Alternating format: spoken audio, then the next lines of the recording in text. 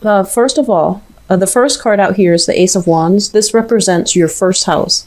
And the first house represents your the face that you show to the world, the way that people see you, and the way that the energy that you bring to the table coming into January.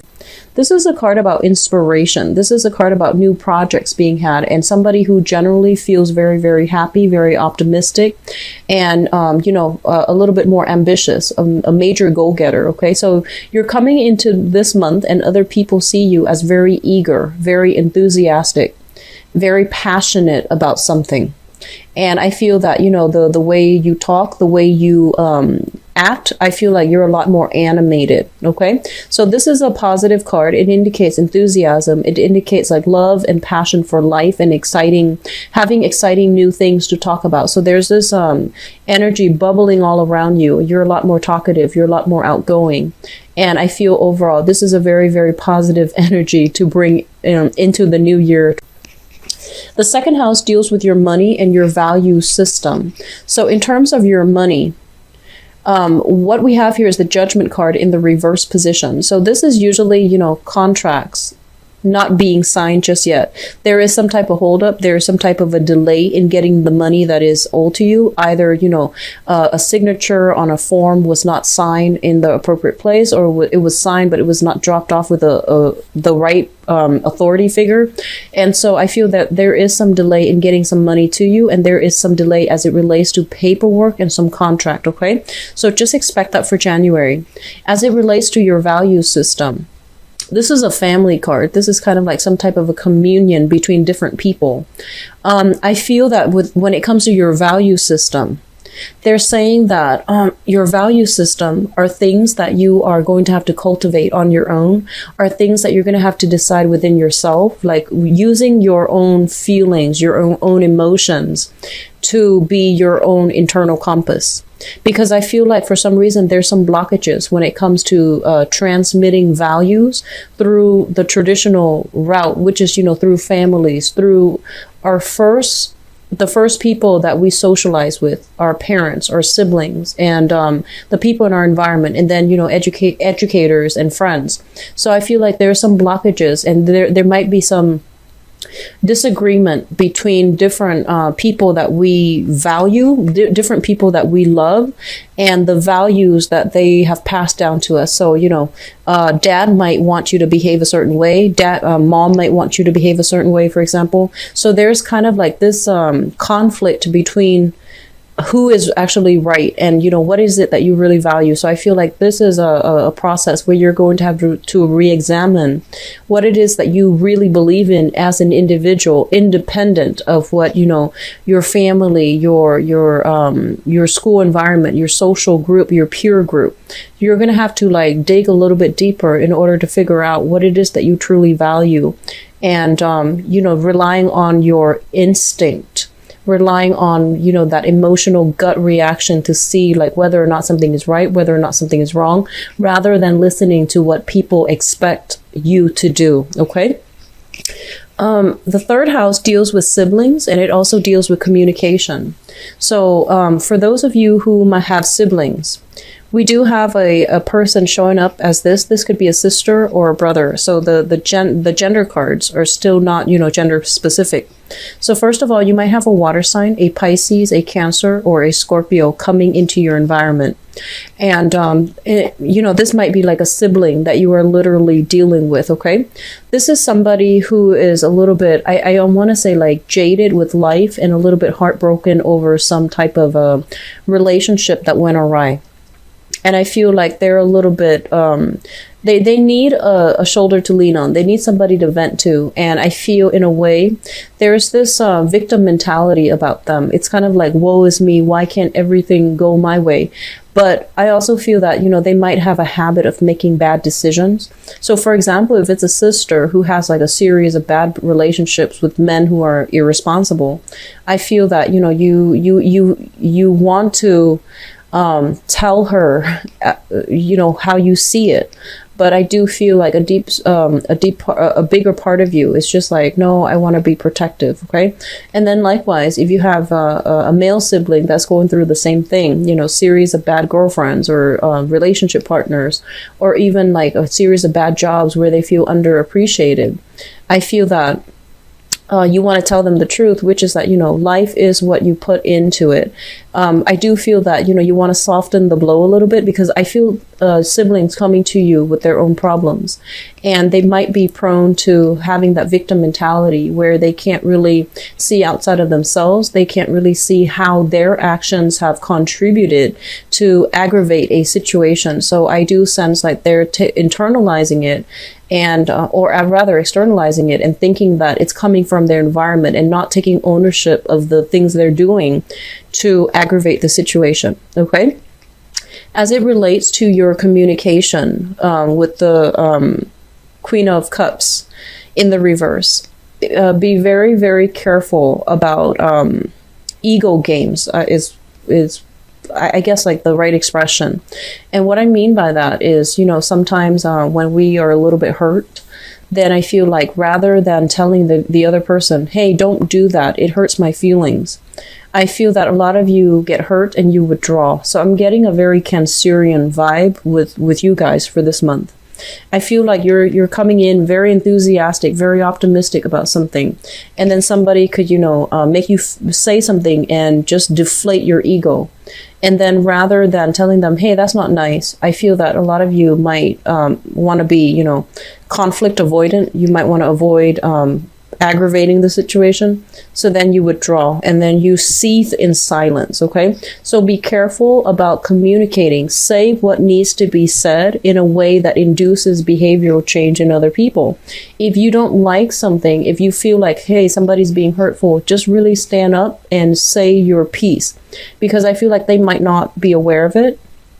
So bringing it to light, bringing it to their attention would be actually very good for you, because I feel like, if you're feeling like this, very optimistic, and all of a sudden somebody says one thing that really puts you down, I do feel as if, it's within your right to tell them not to do a specific thing. Okay. So communication needs to be very, very thorough and very clear for this month. What I'm also feeling is a few of you, you might be feeling very passionate, about whoever you're dating, whoever you're courting, whoever you're dating. And you might just want to have like a one night stand with them. And as a result of it, you want to court them. And so you may make promises that you can't deliver. So be careful about false promises made to another person on an emotional level, because I do feel there is some issues with communication where somebody is not expressing themselves in a very clear and easy to understand manner. So there's some emotional manipulation going through in your communication sector. Okay. What I'm also feeling as well, the fourth card, the fourth house, deals with the family environment, as well as the card of the mother, the card that represents the mother. So we have here the Ten of Wands, and the Ten of Wands is a person that is they're pushing against the tides. They have a lot of responsibilities on their plate, and they were somebody that took care of everything. So I feel that you guys, you have you come up in an environment with a mother who is very, very independent. For a lot of you, she might have been the main breadwinner within the household. And then for others of you, I feel like single mothers, okay? So this is a little bit more gender specific, because we're dealing with a specific house that deals with a specific person. So I feel like you grew up in an environment where the mother had a lot of strength, a lot of sway. She could be, strong, very emotionally strong, physically strong. She took care of all the responsibilities, and she's not somebody who's a whiner and a complainer. And then others of you might literally be in a household where, the mother might be the one that makes all the money, or she could be like a single mother in whatever capacity. She could be a single mother, and she had a lot of responsibilities on her plate. And I feel that, growing up with somebody like this, it almost feels as if, you it can go two ways, actually. I feel like a lot of you might be inspired to work hard and, earn your own money and to take care of her. And then on the other end of the spectrum, we might have somebody like this where they had to take care of practical responsibilities, bills, car payment, driving the kids to school, making sure everybody's fed, making sure the house is clean, making sure the dogs are walked. And so they might not have the time to have that emotional connection with you. And so I feel like on the one hand, they're there, but on the other hand, you feel emotionally neglected in that relationship. You felt as if she didn't have time for you. And so rather than wanting to grow up and emulate, wanting to be this person or wanting to take care of this person, I feel that you might go the opposite direction where you might have a little bit of resentment because she was not available to take care of you on the emotional level. As it relates to the family as well, this is the card of the mother and also the family that you grew up in. I feel honestly, some of you might be single children. Like you might grow up in an environment where there might not have been a great rapport with siblings. Like for whatever reason, you might not be very close to your siblings. You might not divulge secrets with siblings, and you might not have had like a very strong bond with one another. So everyone did their own thing. You could also be the only child where, all the responsibilities, all the tasks, all the chores were kind of like laid on you, mainly because there isn't another sibling to delegate to or to, split the responsibilities between. So if you were also, grown up in an environment early on in childhood where you had to take care of everything, you might also be the oldest child. You had to take care of everything. There might be some resentment here that needs to be released, okay? They're saying like a lot of burdens coming in from growing up in an environment that might not have been very stable. And so there's a little bit of like this need to want to revert to that childhood state where somebody takes care of us again. So I feel that energy coming through for this month. Feeling a little bit like, so for example, you might feel like you might be in a situation where somebody says something that makes you feel kind of like unloved, unappreciated, and emotionally like distraught.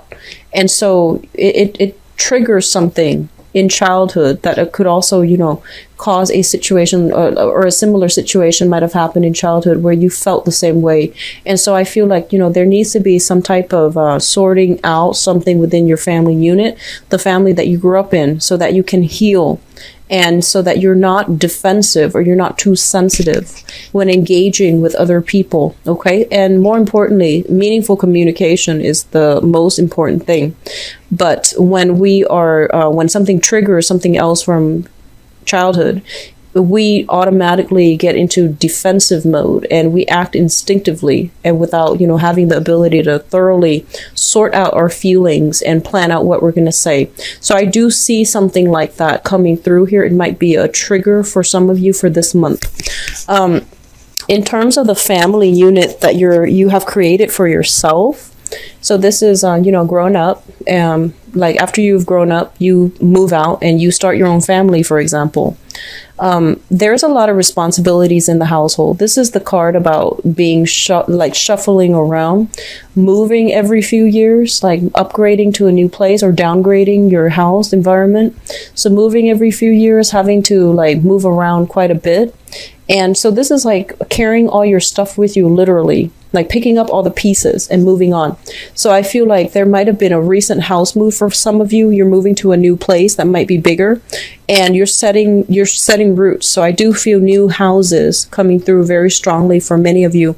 There might be new additions to the family, like new people moving in, new people moving out. And so the house environment itself, it's very, it's thriving and it's very robust, okay? The fifth house deals with fun, creativity, and it can also it's the house of children as well.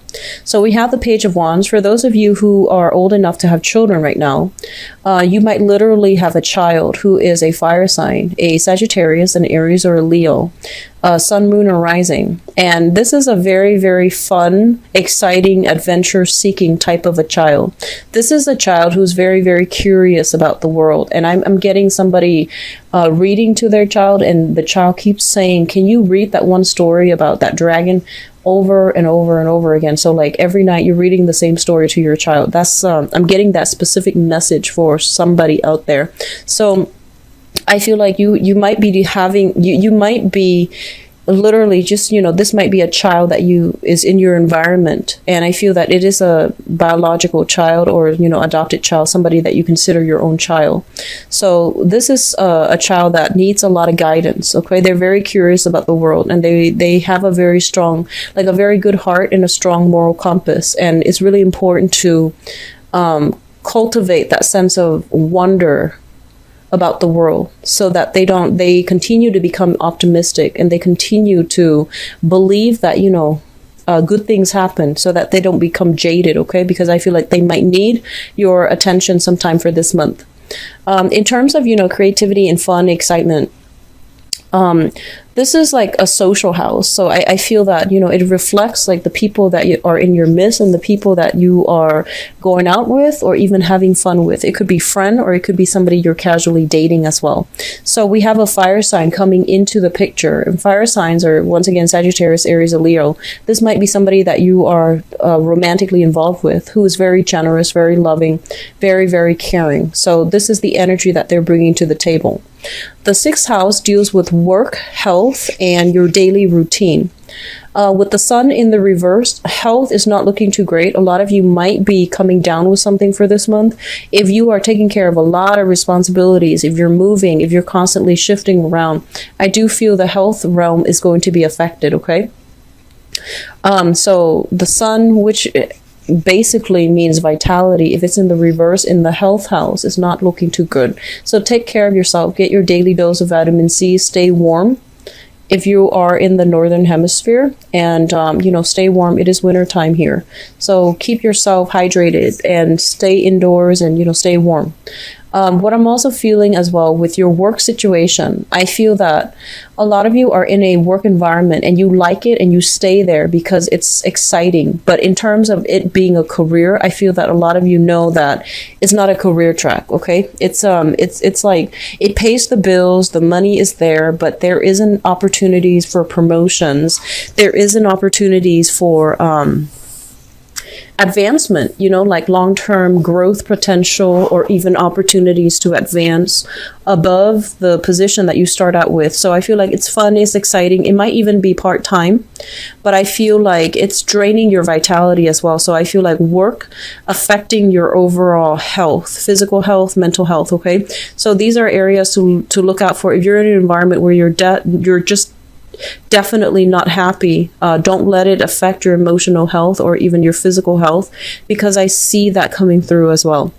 In terms of your daily activity, with the sun in the reverse, I feel like low energy. So you're starting right off the bat with a lot of enthusiasm, but I feel like towards the second half of the month, you're going to start to feel this drainage when it comes to your vitality, your overall energy level, your metabolism, and things like that.